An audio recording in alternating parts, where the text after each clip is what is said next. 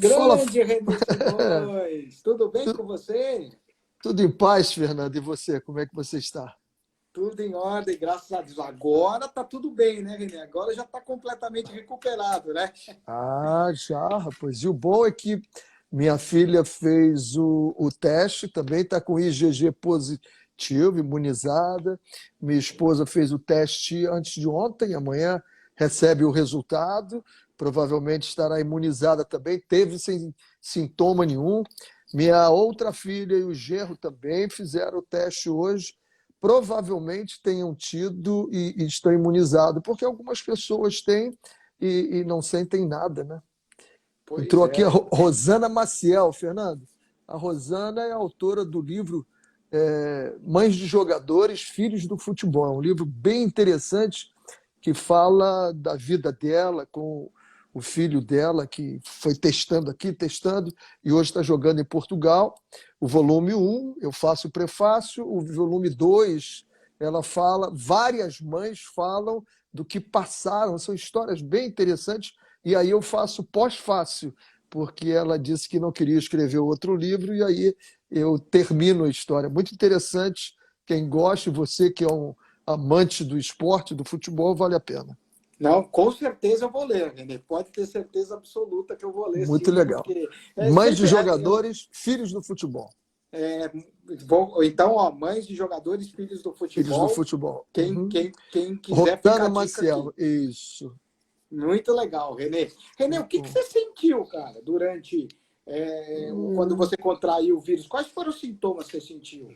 Os meus sintomas foram não muito pesados, né? Eu comecei a tossir muito, muita dor de cabeça, uma dor de cabeça. Eu não sou de reclamar de dor, não. É curioso. Eu aprendi isso com meu pai e ele está sempre dando graças a Deus por tudo. Pai, está doendo aqui, graças a Deus, só está doendo aqui. Então, graças a Deus, estava doendo a cabeça. Era uma dor muito forte mesmo, muita tosse, o corpo. E aí eu resolvi ir ao hospital com minha esposa, duas sócias que eu tenho numa agência de marketing digital, os maridos também foram, todos fomos ao hospital. Quando chegou lá, me afastaram logo, porque a minha tosse era muito forte e eles ficaram preocupados de eu estar junto com os outros. E aí o médico veio e fez o exame, mandou eu para casa, disse que em 3 dias me daria o resultado. Levou 11 dias para chegar ao resultado. Nossa Senhora. E aí foi um trabalho mental, um trabalho de entender que você tem que, ou o vírus te domina, ou você domina o vírus, né? No primeiro dia, fui ao banheiro, voltei, olhei para a cama, disse, tem que arrumar essa cama todo dia. Arrumei a cama, dando uma mensagem mental, bebia muita água, me alimentava muito bem, trabalho mental é importante nisso. Depois tinha o trabalho de você trabalhar a sua fé, né? Tinha as salas de orações das minhas filhas, da Igreja Mananciais, tinha o pastor Pedrão na CB Rio. Hoje em dia tudo é online, né? Mas eu fiquei completamente isolado. No meu quarto não entrava ninguém. Eu batia na porta, minha esposa botava a comida do lado de fora e eu pegava. E foi bem. A minha filha teve também, a única coisa que ela perdeu foi o olfato e o paladar. Uhum. Nada mais do que isso. Então, os sintomas são bem diferentes de um para outros, né? As pessoas do risco, de risco é que tem que ter muito cuidado. Porque atleta, por exemplo, eu não tenho, você que trabalha com noticiário todo dia, eu não vi ninguém noticiando que um jogador de futebol ou um atleta de qualquer tipo de esporte tenha ficado doente e tenha se hospitalizado. Não, não Va- tem. Vários pegaram, né? O único caso que a gente vê assim mais estranho é o de Bala, né? Que pela terceira vez testou positivo. Quer dizer, ele não conseguiu criar anticorpos e aí vem a reincidência. Não é que ele tenha se imunizado e pegou de novo, é que ele não se curou totalmente. Essa é a explicação. E como eu tive muito tempo de quarto, né? Então aí eu fui muito atrás das informações e é um vírus bem contagioso, né? Hoje nós temos um dado que me surpreendeu muito, né? O prefeito de Nova York, que era extremamente radical com o isolamento total, lockdown mesmo, né? Ele hoje disse assim: eu estou surpreso e chocado com os dados que eu recebi. 66% das pessoas que pegaram o vírus pegaram dentro de casa. Complicado, né? Então, ele hoje está... E é absolutamente normal, né? Que todos nós estejamos confusos, porque ninguém tem experiência de ter passado por isso, né? Então, ninguém sabe qual é a dosagem certa. Abre, fecha. Hoje eu vi uma entrevista de uma pessoa dizendo que podiam fazer um lockdown intermitente, né? Prendia todo mundo, soltava um pouco, via os resultados, prendia de novo. Essa é uma boa? Não se sabe. Solta todo mundo para todo mundo pegar? Não se sabe. Né? O que está sendo feito agora está sendo bom? Não se sabe, pelos números de casos que nós temos. Então, vamos ter que viver com essa dúvida mesmo. De uma uma coisa... novidade, né, Renê? Uma novidade, exatamente. né? Então, a gente não sabe o que fazer. Eu fiz um curso com o inglês sobre tomadas de decisão. E ele dizia o seguinte: alguns fatores são importantes para a tomada de decisão. E o principal dele é você já ter vivenciado aquilo sobre o qual você vai tomar uma decisão. Então, o que ele falava do futebol? Treinem o jogo e joguem o treino. Aí as tomadas de decisão que você vai tomar dentro de campo, você já vivenciou. Você já vivenciou. Então aí fica mais fácil, você fica mais assertivo. Como ninguém nunca vivenciou o que nós estamos vivenciando, Fernando, é óbvio que as tomadas de decisão podem ser as mais diferentes possíveis, as mais certas e as mais erradas. Paciência, torcer para que cada um esteja tomando a sua decisão de forma correta e que a gente pense, né? A gente pense num contexto, né? Eu me bato muito isso, porque se você for lá na Organização Mundial de Saúde e você perguntar o que é uma pessoa saudável, eles vão te definir o seguinte: é a pessoa equilibrada biologicamente, psicologicamente e socialmente.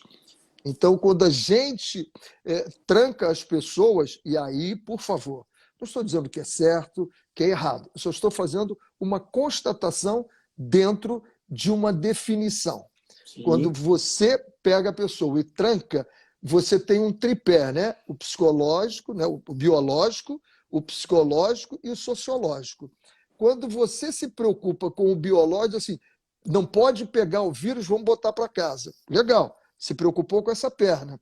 Mas e o psicológico das pessoas? Cabeça, claro. Aumentou o número de agressão nos lares, principalmente contra as mulheres, aumentou o número de divórcio, aumentou o número de suicídios. Por quê? Porque essa perna aqui, que é o psicológico, está extremamente afetada. Né? Quer destruir uma pessoa psicologicamente? Tire a esperança dela. Diga para ela, amanhã, quando você acordar, a sua vida você não sabe como vai ser. Aí você tirou a esperança. Porque nós perdemos a esperança e estamos no esperar. Esperamos que amanhã aconteça alguma coisa, tomara que termine, a gente não tem certeza. Então, quebrou essa perna, uma já foi embora. E aí você vai na parte social, né? Principalmente nós, latinos, e principalmente os brasileiros, nós precisamos do abraço, nós precisamos da rodinha, nós precisamos sentar no meio-fio, né? Jogar a nossa pelada, um grupo de pelada que as mulheres às vezes não entendem como é que homens... Eu tinha um grupo de pelada, Fernando, que era sensacional. A gente acordava às 5h30 da manhã para chegar lá antes das 6, botar o nome do quadro, os 14 primeiros começavam a primeira pelada, o 15º, às vezes chegava lá, 6-1, 6-2, já não pegava mais a primeira, ia jogar a pelada de 10 horas da manhã. Nós fechávamos até o 14º, saíamos dali e íamos tomar café. Eram 2 horas de conversa fora para jogar, voltar às 8 horas, trocar de roupa e às 9 começar a pelada. Então, quebramos essa perna também. O que aconteceu? Ficamos só com uma perna. Então, estamos todos nós doentes. Ou do vírus, ou por falta dessas duas, de cabeça e da parte social. Então, é preocupante isso, muito preocupante. É muito complicado mesmo. E, Renê, inclusive, né, a gente estava estava vendo, e você é um grande estudioso, não só dentro das quatro linhas, como fora das quatro linhas, e também você tem, por exemplo, restaurantes, né? Você também é um É, administrador. Para as isso. pessoas que possuem esse tipo de comércio, é lógico que hoje a gente vê que as pessoas estão trabalhando, né, com entregas e tal. Mas Isso. vai mudar o ramo de restaurante? Você acredita que depois desta quarentena as coisas vão se modificar? O mercado vai se modificar? Eu acho que não é não só o restaurante, vai modificar em tudo. Uhum. Tem empresas agora que estão descobrindo o seguinte: os meus grandes escritórios, com tanta gente junta, eu tinha um tipo de produção e eu tinha um tipo de ganho. Com o pessoal em home office, eu estou ganhando mais e gastando menos. Então, essa já é o primeiro tipo de mudança, né? O home office. Né? O que vai acontecer? Os maiores salários, né, vão estar demitidos e vão estar à disposição no mercado pessoas extremamente competentes com salário baixo, que precisam trabalhar. Então, modifica também, né? Então, se você tem a desvantagem de um lado, pode ser que algumas pequenas empresas tenham algumas vantagens de contratar grandes profissionais necessitados de uma chance agora. No ramo de alimentação, a gente está com uma dificuldade muito grande. Eu digo por mim, qual é a dificuldade? Desde 2014 que a gente vem sofrendo muito no Rio de Janeiro, né? Nós tivemos 4 governadores presos. Você Uhum. imagina, um estado que tem 4 governadores presos, alguma coisa muito errada aconteceu. Então, nós viemos sofrendo muito desde 2014, tendo que fazer várias reestruturações, fazendo leituras, começando a cortar custo. Você começa a ganhar quando você corta o teu custo. E aí tivemos que cortar. E aí entrou uma coisa que me ajudou muito, que foi o Empretec do Sebrae. É um curso que eu recomendo, quem quiser fazer. É extremamente importante, difícil, duro.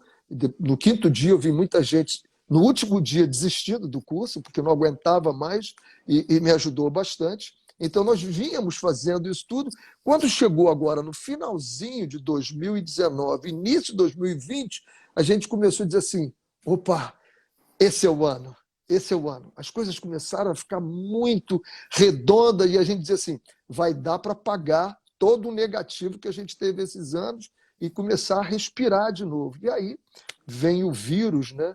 E te joga num delivery, e num delivery você fatura, por enquanto, você não fatura 20% do que você faturava. Então, os custos diminuíram por enquanto. Daqui o governo está pagando salário durante 2 meses, depois vem para você 2 meses, você é obrigado a manter todos, e a gente quer manter todos eles, a gente não tem nenhuma intenção de despedir nenhum deles. Ainda ontem pedi o pessoal do RH que contactasse um por um e soubesse como está a vida deles. Que legal. Se tem alguém com alguma emergência, e de todos, né, que são quase 200, só apareceu um. E aí eu fui fazer uma pesquisa junto com os gestores da onde ele trabalha e disseram: olha, esse vive sempre assim. Ganhando muito ou ganhando pouco, ele está sempre endividado porque ele não tem controle nenhum. Se nós ajudarmos ele agora, pode ser que a gente não esteja ajudando, a gente esteja atrapalhando.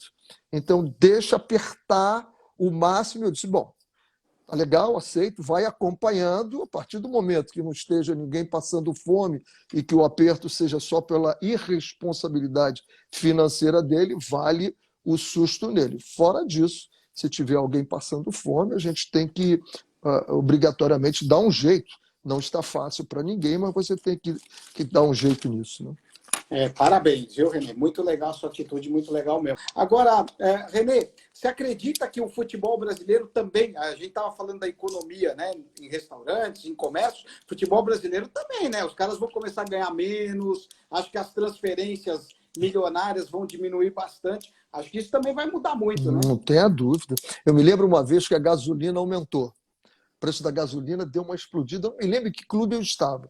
Eu acho que foi Fluminense, em 2008, não me lembro bem. E eu gosto muito de conversar com o jogador, porque tem uma massa que dizem que o jogador de futebol é burro. Eles não sabem o quão inteligente é o jogador de futebol. Ele pode não ter uma inteligência acadêmica, mas a sinestésica dele, né, a inteligência de percepção, cara, é impressionante. O jogador de futebol é extremamente inteligente. E eu gosto sempre de conversar coisas diferentes e depois conversar da bola numa sala, que é o que eu chamo de treinamento em sala, e depois então ir para o campo para a gente testar o que a gente conversou. E a gasolina tinha dado uma disparada, né? E aí eu perguntei para ele se ele sabia o preço da gasolina. Olha, deviam ser uns 28, 29 jogadores. Uns 5 no máximo me responderam o preço da gasolina. E eu disse para eles, olha, vocês vivem numa bolha. A vida de vocês é diferente da maioria de todos, né? Nós todos, e eu nasci num lugar muito pobre, em Cavalcante, família de 12, né? Então, não foi, eu sei o que foi fácil, e eles também. Só que depois a gente começa a pegar o hábito, né? E eles não se preocuparem com isso. Eu disse, está na hora de começar a se preocupar um pouquinho, entendeu? Se preocupar um pouquinho daquele torcedor que vem assistir a gente, aquele cara que faz um sacrifício para comprar o seu ingresso, né? Que às vezes deixa de comer para ver uma final de campeonato, para a gente dar o valor que eles têm, né? Porque torcida agora ficou muito aquela por causa de torcida organizada, as brigas, a gente deixou de dar essa coisa bonita que é o torcedor, né? Eu tinha um vice-presidente jurídico no Bahia, chamado Dr. Esmerim. E uma vez ele era um cara extremamente falante, né? E a gente conversava muito e tal. Ele disse uma vez para mim assim, Renê, toda criança ao nascer devia ganhar 2 coisas. Aí eu falei, uma bola e um chocalho? Ele disse, não, um clube de futebol para torcer e um cachorro. Aí eu disse assim, Esmerim, deve ser uma das piadas que você conta. Ele era um cara fabuloso, entendeu? Está vivo ainda, o Esmerim. E eu disse, mas por que isso? Ele disse assim, o clube de futebol, o menino vai aprender muito cedo o que é estar feliz na quarta-feira, infeliz no domingo. Feliz no domingo, feliz na quarta, infeliz no outro domingo. Ele vai ter que aprender a lidar com esse movimento de mexer com o sentimento e as emoções dele, que faz com que o comportamento esteja diferenciado, muito rápido. E o cachorro? O cachorro ele vai aprender aos 14, 15 anos, 12 anos talvez, 13, dependendo do tipo, da raça do cachorro, já ia falar tipo de cachorro, da raça de cachorro, vai morrer e ele vai aprender o seguinte, que a vida continua mesmo quando você perde um grande amor. Então, ele vai ter um grande aprendizado ali. Então, o futebol é fantástico, entendeu? É fantástico. O esporte, de uma forma geral, né? Mas o futebol, por ser dizem que o esporte número 1 do Brasil é o voleibol, né? Que futebol não é esporte, futebol é outra, está acima né? das coisas menos importantes é mais importante, né? Não para mim sempre foi a minha vida, a minha vida toda foi futebol, né? Então essa não é uma coisa menos importante, para mim é uma coisa extremamente importante. Ô, René, eu estava entrevistando o Reinaldo Martorelli, que é o presidente do Sindicato dos Atletas, e a gente estava falando aqui de futuro de futebol, e ele disse que ele lamenta muito a administração dos clubes brasileiros em relação ao futebol feminino. E eu pergunto para você, com muita tranquilidade, porque você trabalhou no futebol feminino e foi medalhista de prata, inclusive, né, nos Jogos Olímpicos. Ele disse que a maior parte das meninas, elas nem têm carteira assinada, quer dizer, os clubes estão levando isso de uma forma amadora. Como é que você vê essa falta de administração, essa falta de respeito que os dirigentes têm com o futebol feminino? Eu fico naquela história de ver o copo na metade, se ele está meio vazio ou meio cheio, né? Eu prefiro no quase cheio, porque o futebol feminino deu uma evoluída muito grande, muito grande. O problema é que nós temos a comparação, né? É como você tem o meu clube, o Curitiba, hoje, com o Atlético Paranaense. Por que o Curitiba parece terra arrasada? Porque compara com o Atlético hoje, aí é muito mais arrasado do que ele poderia ser, embora esteja numa situação que precisa melhorar muito, muito o Curitiba. É que a gente olha o futebol masculino e quer que o futebol feminino seja igual. O futebol masculino é centenário. E o futebol feminino, eu até falo feminino também, mas o futebol das mulheres, porque não é futebol feminino, é futebol das mulheres. O voleibol é feminino e masculino, por causa da altura da rede. Né? Isso.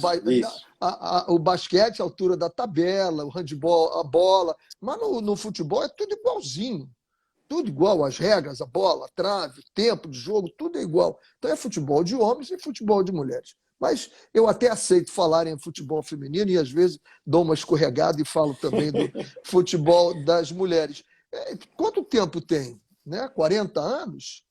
Não tem mais do É. que 40 anos, né? Então, se eu comparar o que eu peguei em 2004 com a evolução que você tem hoje, nossa, o futebol evoluiu muito, muito, muito, muito. Já está sendo feito com muita seriedade.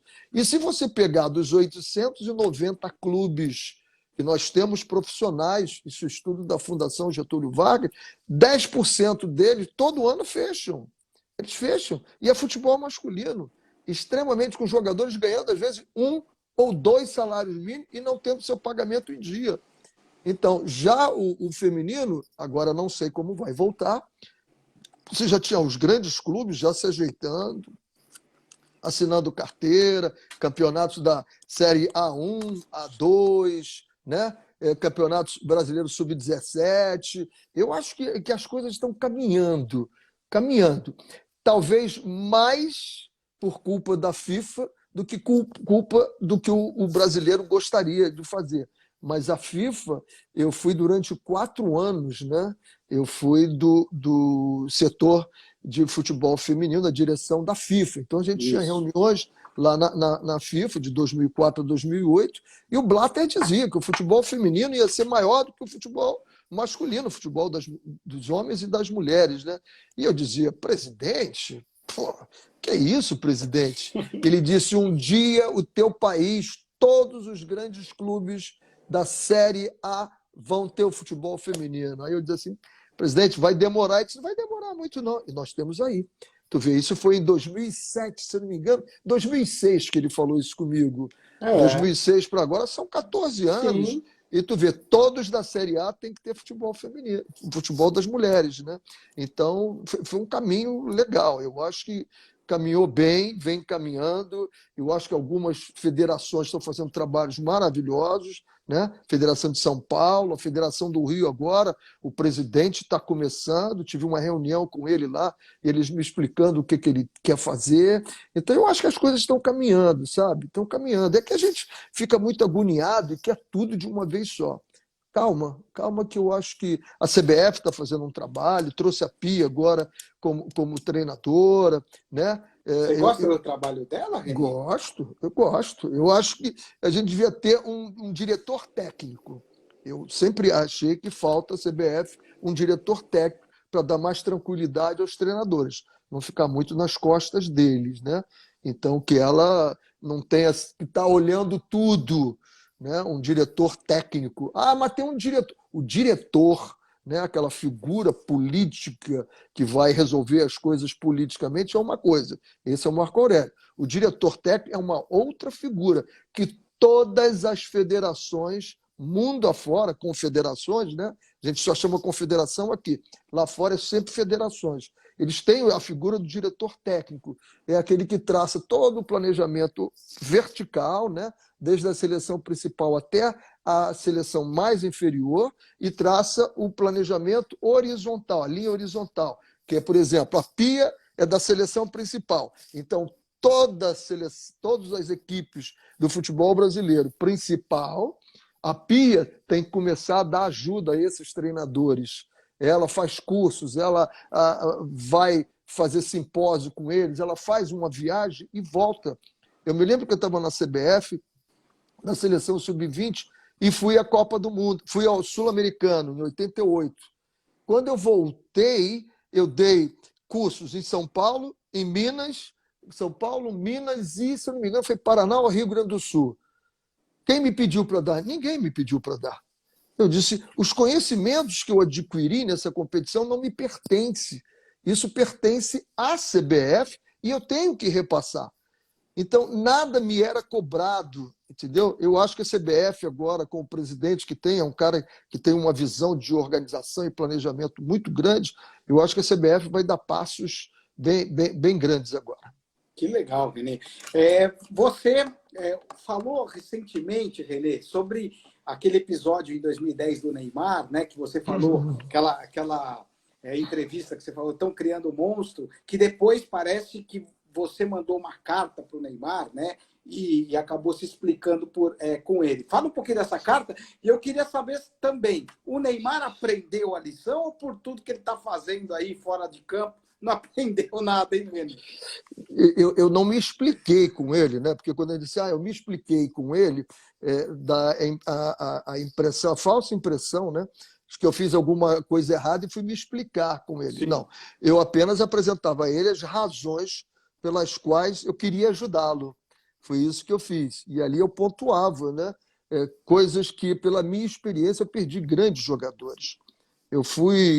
Eu trabalhei com alguns jovens jogadores excepcionais e eles se perderam, né? E isso dói muito num treinador, né? Porque você acaba tendo aquele sentimento de pai, né? O sentimento de assim, essa é a criatura que eu quero criar, embora não seja meu filho, né? Você chega a essa petulância, às vezes, de assim, eu é que criei nada. Você dá uma contribuição pequena, que ele vem com o talento dele, você ajuda ele a desenvolvê-lo. E perdi alguns, e isso me dói muito até hoje, né? Não ter tido a capacidade que eu deveria ter. Mas eu era jovem, aprendendo também, junto com eles. E esse é um grande problema que nós temos, não só no futebol brasileiro, mas em todos os setores da vida do Brasil. Não se dá muito valor à experiência de quem tem. Então, quem é que vai treinar um garoto de 10, 12 anos? É o cara que acabou de jogar ou acabou de se formar. Então, o cara é iniciante e vai trabalhar com os iniciados. Então, é muito difícil, né? Um tem muito a aprender, o outro tem muito a aprender também. Quem vai aprender mais para ensinar, ajudar a quem? Então, eu acho que essa experiência... Então, eu lamento, porque em alguns momentos eu vi que eu perdi alguns e que hoje eu não perderia, pela experiência que eu tenho, pela forma de lidar com os egos, né? A forma de lidar com o comportamento, de entender mais. Né? Eu tenho um negócio na minha vida que eu perdi um grande amigo meu. Esse era amigo parceiro, né? De saída. E aí eu fiquei noivo e me afastei um pouquinho dele, porque tinha minha noiva, já não saía mais com ele, nada disso. E eu soube que ele entrou no mundo das drogas, né? Que ele estava se drogando. E isso era completamente contra os meus princípios, né? Eu nunca botei um cigarro sequer na boca, eu não sou contra quem fume, nada disso, mas eu nunca pus. E um dia ele bateu na porta lá da casa da minha noiva e foi falar comigo. Quando ele veio falar comigo, disse assim: primeiro, abandone o que você está fazendo e depois, então, venha conversar comigo. Pode ir embora. O que eu fiz? Eu fiz o que eu fui ensinado a fazer, a não me juntar com esse tipo de gente e fazer com que eles buscassem o caminho dele e modificassem. Né? Só que isso me doeu muito, que eu tive uma lição depois, cara, absurda. Eu encontrei com o pai dele uns 21 meses depois, e o pai dele me perguntou como é que tinha sido a conversa dele comigo. E aí eu disse: o que eu falo agora? Eu digo: por quê? Aí ele falou assim: porque ele saiu de casa dizendo que você era a última chance da vida dele. Esse cara depositava em mim a última chance dele para sair daquilo. E olha o que eu fiz. Eu levei muito tempo para entender de que eu não fiz nada mais do que eu sabia. Eu aprendi aquilo e fiz aquilo. Não fiz por mal. Hoje eu não faria absolutamente nada disso. Eu faria totalmente diferente. Né?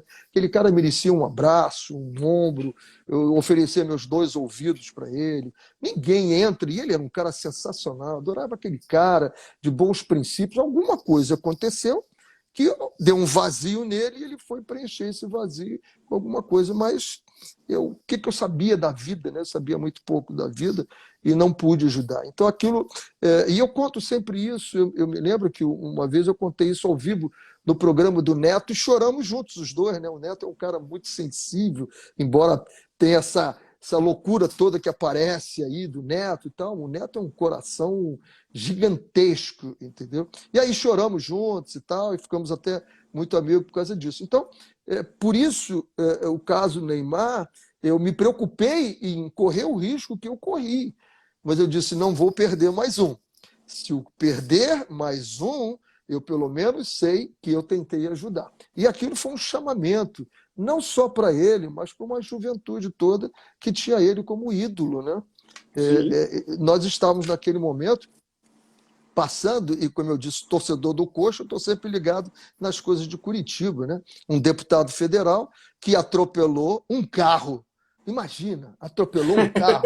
Ele passou por cima do carro a quase 200 quilômetros, matou 2 pessoas e não tinha acontecido e não aconteceu nada com ele ainda. Então, a minha filha, que é psicóloga, ela me ligou depois do jogo e disse, pai, suas palavras foram muito fortes, pai. Eu disse, mas eu queria que fosse. Eu queria que fosse. As pessoas que são famosas não podem achar que elas podem tudo, porque não pode. Existe uma diferença entre conveniência e convivência. Você pode ser rico, poderoso ou famoso. Você está numa sociedade em que o que comanda ali é a convivência, não a conveniência. Eu sou famoso, eu faço o que eu quero. Eu sou poderoso, eu compro quem eu quero, né? E não é isso a vida é diferente. Então, a minha ideia foi exatamente passar alguma coisa para ele, né? E aí, na carta, eu digo para ele, ele leu, falou para o meu ex-assistente, que era assistente no Santos naquela época, dá um abraço, professor, e tal, e tudo bem. E acho que no Barcelona ele foi muito bem, né? Porque o Barcelona é muito maior do que qualquer jogador. O Barcelona já mandou 2 jogadores que estavam no reinado de número 1, mandou embora. Disse, tchau, pode ir embora. O Barcelona é maior do que você, e mandou embora. Sim. E isso é muito bom, isso é muito bom. E ele foi muito bem. A época dele de Barcelona foi fantástico, né? Teve um determinado momento que a bola de ouro tinha que ser ele, né? Sim, mas ele tinha quem? Cristiano Ronaldo e Messi, né? A briga era boa.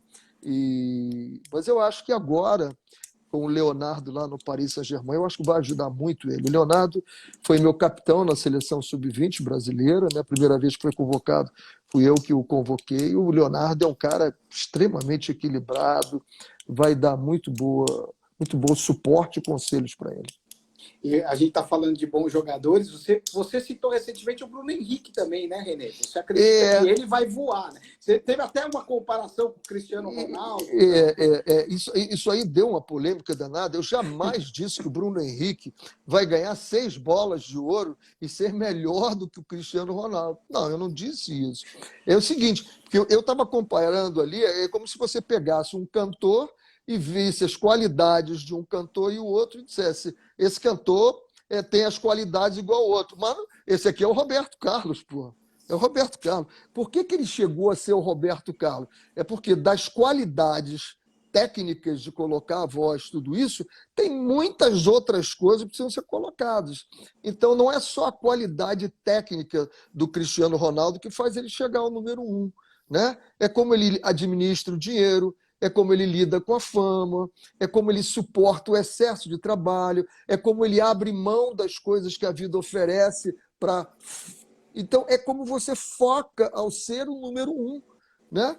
Porque se você puser o Messi e o Cristiano Ronaldo, o Messi é melhor tecnicamente. Concordo.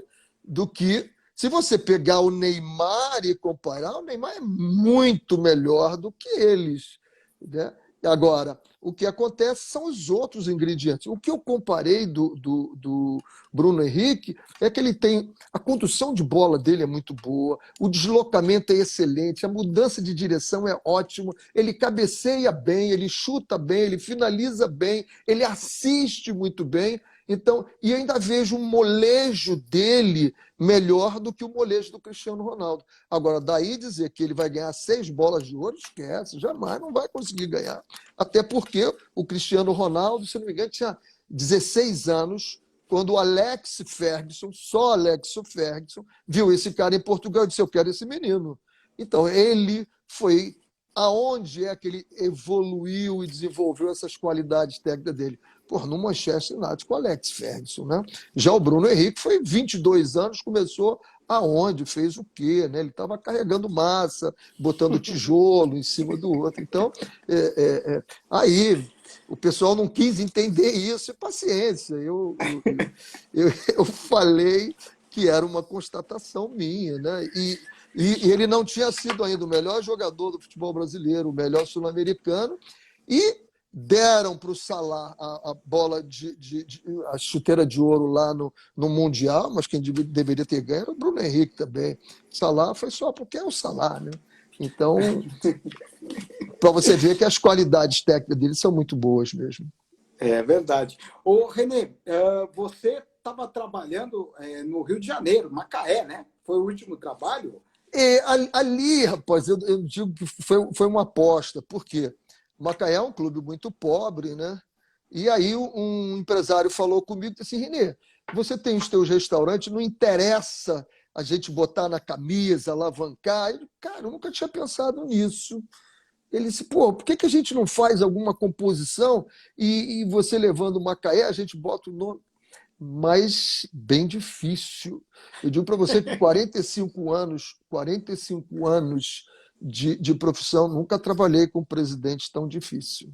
É Muito difícil. mesmo? Muito difícil. Mas porque é xarope? Na... Quando a gente não pode falar bem, a gente fala que é muito difícil. É muito difícil. Muito, muito difícil. E aí foi coisa muito rápida, porque a gente foi mostrando. Jogos, né? A gente foi mostrando o que ia acontecer, né? E o pior de tudo é que nós fizemos alguns treinamentos e me lembro que nós tivemos um treinamento que nós ganhamos de 5-0 o treino. Um sorriso estava aqui e eu chamei para uma reunião no meio do campo, eu com a comissão técnica, e falei: olha, não vai a lugar nenhum. 5-0. Eu disse: rapaz, isso é mentiroso. Isso é totalmente mentiroso. Não vamos a lugar nenhum. Nós vamos jogar contra equipes fortíssimas. Não vamos.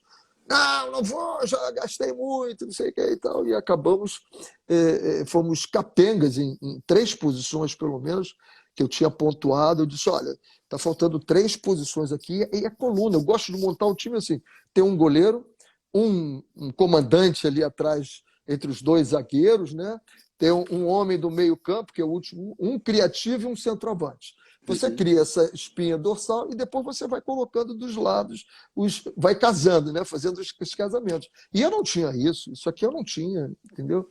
Então eu disse: olha, sem esses 3 aqui, vai ficar muito difícil, porque você vai desequilibrar os 2 lados, porque quando chega no meio, tu não equilibra.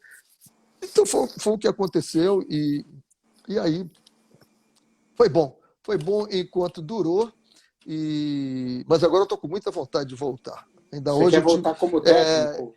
Lá para fora eu sempre recebo. Ainda hoje eu recebi uma sondagem do mundo árabe, né? E aí os caras queriam saber que contrato eu queria, né? Eu disse: olha, não sei.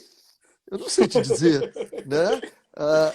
Até 2 meses atrás, a cabeça da gente pensava que você multiplicava vezes 3, né?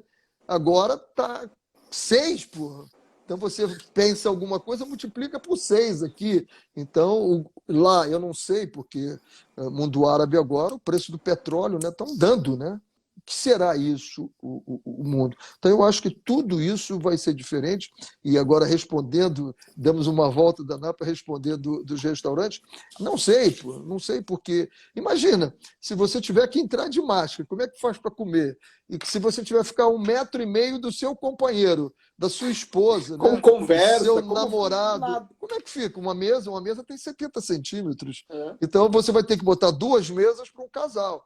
E o casal ficar conversando lá. Então, não dá para você imaginar ainda o que vai ser isso, não.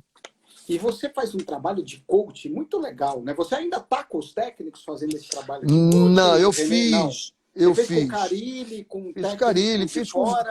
fiz muitos, fiz com uns 7 ou 8, principalmente iniciandos. Foi muito legal. E o Carilli foi o badalado porque ele falou, né? Eu não sei se você faz análise ou não faz, mas eu tenho absoluta certeza, se você fizer análise, o teu analista não vai anunciar, olha, eu faço análise com o Fernando.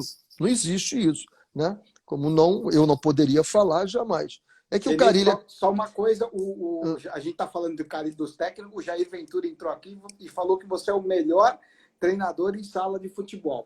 Ah, que legal, já é um cara fantástico. Trabalhamos no Botafogo, ele fez um trabalho sensacional e tem-se um rótulo absolutamente desprovido da realidade de que ele é um cara que só sabe trabalhar retrancado. Não, ele trabalhou no Botafogo com a qualidade que ele tinha. Quando ele foi para o Santos, ele trabalhou com o que ele tinha e depois no Corinthians o que ele tinha. Se deu certo ou não deu certo, isso é outra história. Agora, como o Botafogo deu muito certo, ele fez milagre lá, todo mundo dizer, ele só sabe trabalhar assim, não é verdade. Até porque o treinador no clube, ele não trabalha exatamente como ele pensa o futebol, ele trabalha com aquilo que ele tem. Aquilo que ele tem, a não ser que você seja o Guardiola, que aí você vai lá e compra todo mundo por bilhões e bilhões e faz o trabalho fantástico do Guardiola. Guardiola nunca jogou de forma diferente. Por quê? Ele contrata os jogadores que ele quer. Agora, pega o Guardiola e põe ele agora no Curitiba, põe no Vasco da Gama, ele não vai conseguir jogar do jeito que ele quer. Ele vai ter, porque ele vai tomar pancada. Eu sei disso porque eu adoro do futebol dos anos 70, né? Aquilo bem jogado, e toque, roda e passa, mas o futebol é outro hoje. Eu, quando fui para o Curitiba, o primeiro jogo eu fiz isso, o segundo, o terceiro, quando eu olhei, eu digo, peraí, segunda divisão é diferente. E o Curitiba já está 2 anos aqui, se ele não subir esse ano, então eu tenho que jogar. E no final do ano nós fomos campeões, e foi legal porque eu fui campeão e o Muricy foi campeão com o São Paulo. E nós dois fizemos um trabalho na Sport TV, e aí eu tive a oportunidade de dizer assim, eu só lamento, e o Muricy me olhou assim de rabo de olho, digo, eu só lamento que eu tenha vencido o campeonato com a defesa menos vazada. E o Muricy também com a defesa menos vazada, mas não fomos o ataque mais positivo.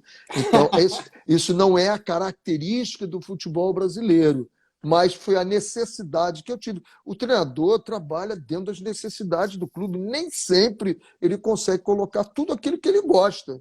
Nem sempre, porque vai depender das peças que tem. E esse rótulo que dão ao Jair é um rótulo muito, muito malvado, como deram ao Carille agora também. Não tem nada a ver. Você trabalha com o que você pode. Concordo plenamente. Aí você estava falando só do coach, né? Desculpa te interromper. E aí nós fizemos. E aí eu falo como se você estivesse trabalhando com um candidato, um aluno de piloto, né? Você vai trabalhando com ele, ele decola uma vez, decola a segunda, descerá a quarta, na quinta vez ele já é piloto, deixa ele. Para que ele precisa de mim? Não precisa mais. Agora, de vez em quando a gente bate um papo, e rola um telefone, alguma coisa, mas eles estão todos aí trabalhando com muita qualidade.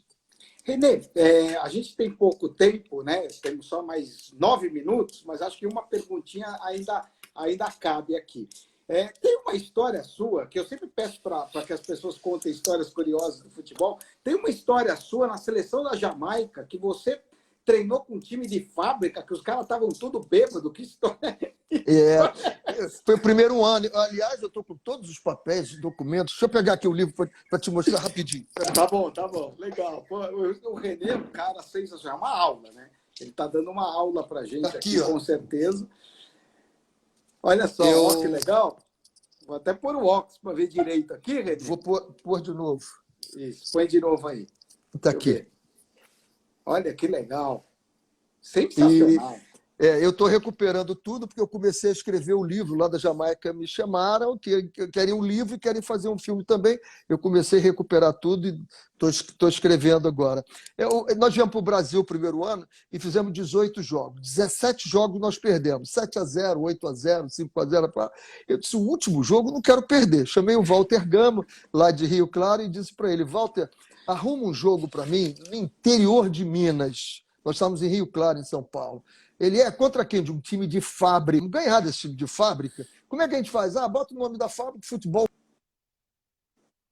Club. Na Jamaica ninguém vai saber que clube é esse, vocês não sabem ninguém. E que horas é o jogo? Eu disse 8 horas da manhã de domingo, mas começa às 8 e o juiz é nosso. Vamos levar o juiz.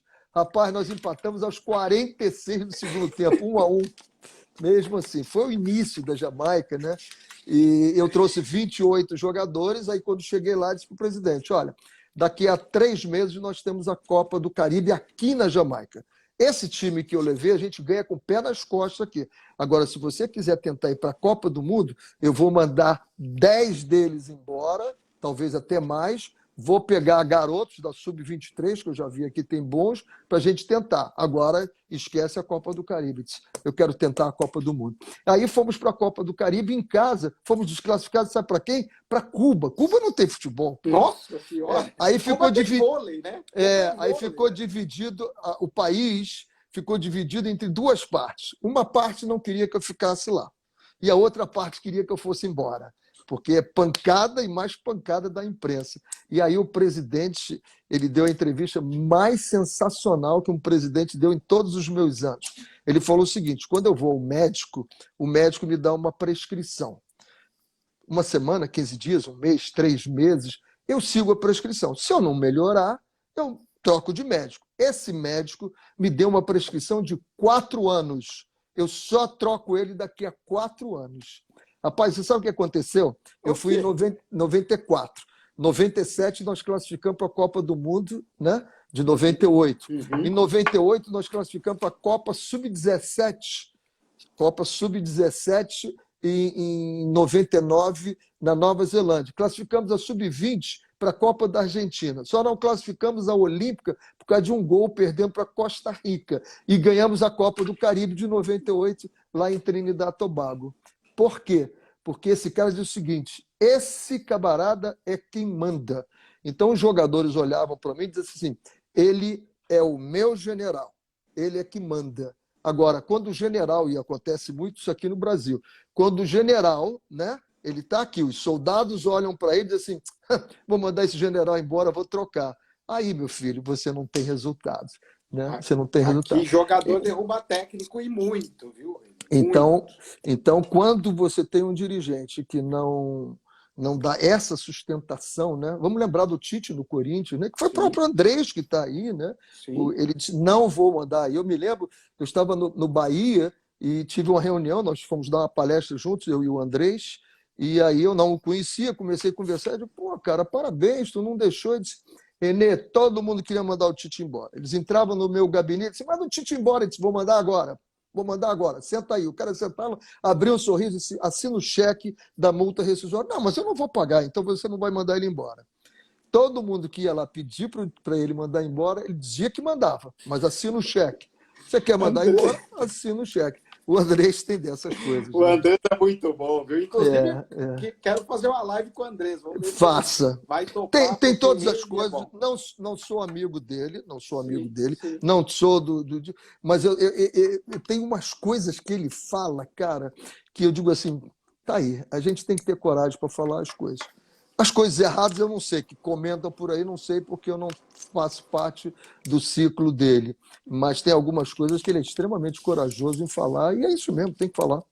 Meu caro Renê Simões, nosso tempo infelizmente acabou, porque dava para ficar conversando com você aqui por horas. Você é um cara que a gente admira demais, gosta muito, um dos caras mais sérios do futebol e um dos caras mais inteligentes do futebol, pelo menos eu considero assim. E muito obrigado por você ter atendido o nosso convite. Para quem não sabe, o Renê se escreve com acento agudo, não com acento complexo. René no Brasil, René na França, né? Tem que fazer o biquinho, René. Agora, não sei como, minha avó, não sei nem se minha avó tinha um ginásio, né? E foi uma sugestão dela colocar de René e com acento agudo. Por quê? Eu nunca perguntei a ela, porque quando garoto, ela morreu, eu era novo ainda, e nunca tive a curiosidade de perguntar. Hoje eu teria a curiosidade de perguntar para ela de onde ela tirou esse acento agudo do René. Legal, Renê. Obrigado. Graças a Deus que você está bem, sua família está bem. Muito. todo mundo Isso. com saúde, todo mundo bem. E Isso. volte logo para o futebol, porque você Eu faz quero muita mandar falta, viu? um abraço hoje para o Paulo Gomes, que faz aniversário, o marido da Cris Patterson. Mandar para minha filha, Renata Simões, que faz aniversário hoje também. Para o José Parabéns. Carlos Araújo, que faz aniversário hoje também. E que a gente tenha muita calma, escute o nosso parceiro, escute o nosso filho, a nossa filha, porque esse momento nós estamos com a parte social e com a parte psicológica afetada. É impossível que eu queira um comportamento absolutamente igual a que todos tinham. Todos nós temos que nos ajustar agora para entender uns aos outros. Um Legal, abraço Renê. grande e bons Obrigado. programas para você.